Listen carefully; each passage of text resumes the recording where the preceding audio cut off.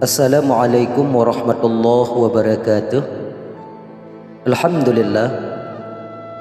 Allahumma salli wa sallim ala sayyidina Muhammad ibn Abdillah wa ala alihi wa ashabihi wa man tabi'ahu ila yaumil qiyamah.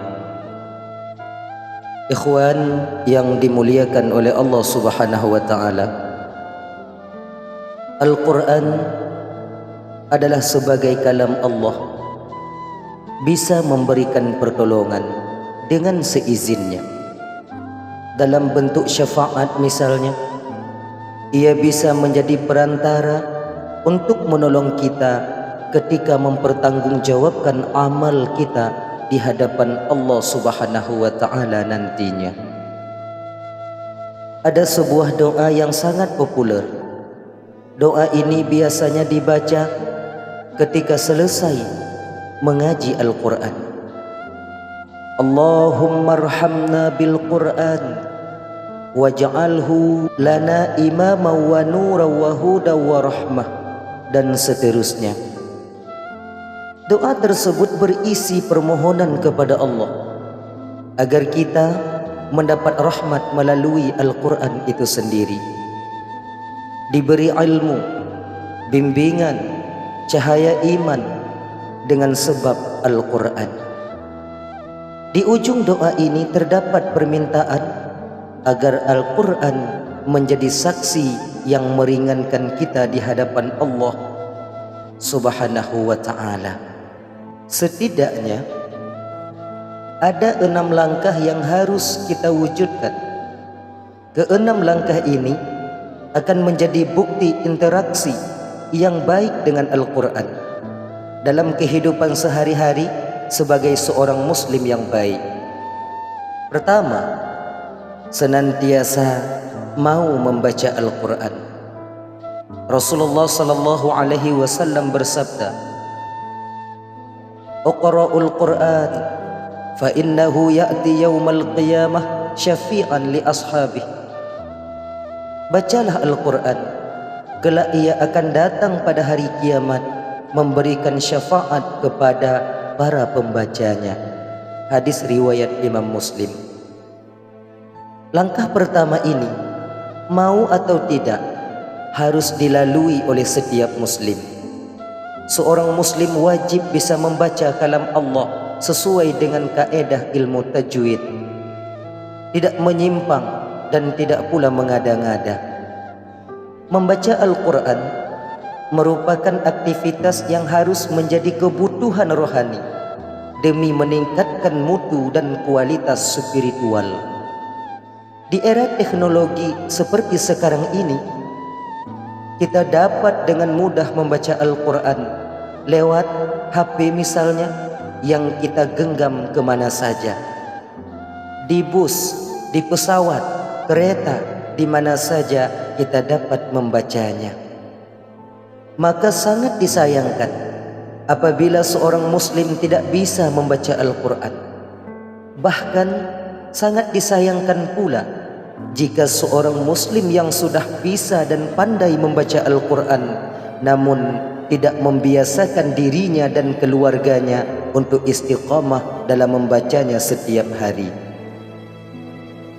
Sebagai orang tua muslim, mereka memiliki tanggung jawab besar untuk memastikan bahwa anak-anaknya bisa dan terbiasa membaca Al-Quran. Beruntung jika mereka sampai pada tingkatan menghafalnya. Kalaupun orang tua belum sanggup mengajarkan secara langsung, titipkanlah mereka untuk belajar membacanya di TPQ misalnya, atau madrasah diniyah. Kelak anak-anak yang tumbuh dalam bimbingan Al-Quran insya Allah akan menjadi keturunan yang membanggakan di masa yang akan datang. Generasi emas, pejuang Islam yang tangguh, karena di hati mereka ada Al-Quran yang membimbing, menyinari, dan menjadi sebab turunnya rahmat Allah Ta'ala kepada mereka. Yang kedua adalah senantiasa mendengarkan bacaan Al-Quran. Selain bisa membaca, mendengarkan lantunan ayat Al-Quran juga menjadi jembatan meraih syafaatnya di kemudian hari. Kita bisa mendengarkan secara langsung atau lewat radio, televisi, atau MP3 murattal yang biasa diputar di masjid-masjid menjelang waktu salat. Rasulullah sallallahu alaihi wasallam bersabda, siapa yang membaca Al-Quran, Allah akan mencatat baginya 10 pahala kebaikan di tiap hurufnya. Dan siapa yang mendengar bacaan Al-Quran, Allah akan catat untuknya 1 kebaikan di tiap hurufnya. Serta ia akan dibangkitkan dalam golongan orang-orang yang membaca dan naik derajatnya. Hadis riwayat Imam Ad-Dailami. Yang ketiga, mengkaji dan mempelajari ayat Al-Quran. Al-Quran tidak cukup hanya dibaca dan didengarkan. Lebih daripada itu, kita harus menjadikan Al-Quran sebagai sumber inspirasi di berbagai bidang kehidupan. Untuk bisa sampai ke arah tersebut, langkah yang harus kita tempuh adalah mengkaji hikmah-hikmah yang ada di dalamnya. Berbagai penemuan ilmiah dan fakta-fakta yang mencengangkan ada di dalam Al-Quran. Tinggal sejauh mana kemauan kita dalam mempelajarinya. Rasulullah sallallahu alaihi wasallam bersabda, "Ta'allamul Qur'an fa innahu ya'ti yaumal qiyamah syafi'an li ashabih." Pelajarilah Al-Quran, sebab kelak di hari kiamat ia akan datang memberi syafaat kepada pengkajinya. Hadis riwayat Imam Ibnu Hibban. Yang keempat, mengamalkan hukum-hukum yang ada di dalam Al-Quran. Keadilan hukum merupakan dambaan setiap insan. Al-Quran turun dengan tujuan, salah satunya memberikan rasa aman dan perlindungan bagi segenap jiwa manusia. Dalam bentuk penegakan hukum untuk memutuskan sesuatu perkara. Ketika suatu produk hukum berlandaskan nilai-nilai yang terkandung di dalam Al-Quran itu diterapkan, akan memberikan keadilan bagi seluruh anggota masyarakat. Tidak ada lagi istilahnya hukum tajam ke bawah, tumpul ke atas. Sebagai contoh, hukum tentang larangan mengkonsumsi minuman keras. Dalam Al-Quran jelas bahwa minuman keras itu merupakan perbuatan yang banyak mengandung bahaya, mempengaruhi akal dan jiwa seseorang.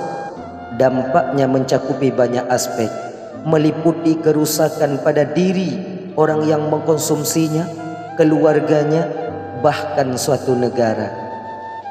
Jika larangan mengkonsumsi minuman keras ini diterapkan secara sungguh-sungguh, maka akan mengurangi kejahatan yang terjadi di tengah masyarakat akibat daripada dampak miras itu sendiri. Yang kelima, mengajarkan Al-Quran kepada orang lain.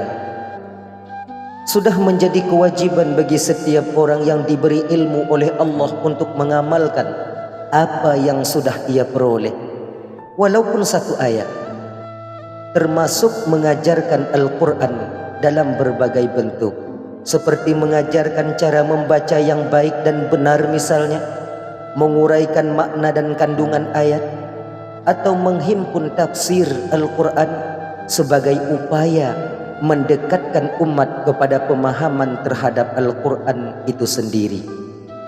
Tidak menyimpang, tidak salah jalan, tidak salah tafsir yang bisa menimbulkan keresahan kepada umat Islam.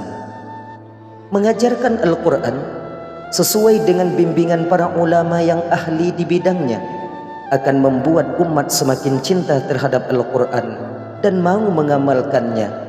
Memahamkan umat tentang Al-Quran bisa menjadi amunisi, argumentasi yang kuat dalam menghadapi penafsiran yang dilakukan oleh kaum liberal dan sekuler.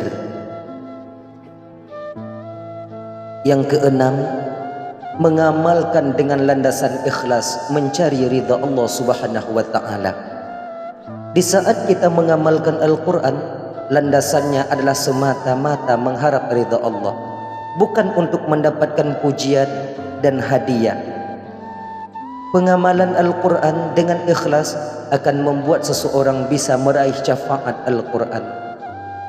Rasulullah sallallahu alaihi wasallam bersabda, "Pelajarilah Al-Quran dan mintalah surga dengannya sebelum muncul satu kaum yang mempelajari Al-Quran untuk tujuan duniawi."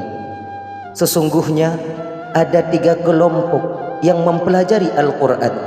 Pertama, seseorang yang mempelajarinya untuk membanggakan diri.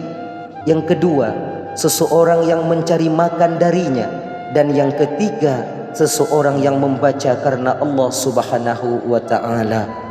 Hadis riwayat Imam Al-Baihaqi. Inilah ke-6 langkah untuk bisa mewujudkan doa kita, waja'alhu lana hujjatan, kesaksian yang meringankan dari Al-Quran. Seperti halnya kesaksian dalam suatu pengadilan, ada saksi yang memberatkan dan ada pula saksi yang meringankan. Tentunya kita tidak ingin menjadi sosok yang mendapat kesaksian yang tidak kita harapkan. Kita berharap semoga kita, keluarga dan saudara-saudara kita kaum muslimin mendapat syafaat daripada Al-Quran melalui ke-6 langkah tadi: membaca, mendengarkan, mengkaji, melaksanakan hukum-hukum Al-Quran, mengajarkan dan melaksanakannya dengan ikhlas. Mudah-mudahan video ini bermanfaat. Wallahu a'lamu bis-shawab wa ilaihi marji'u wal ma'ab. Assalamualaikum warahmatullahi wabarakatuh.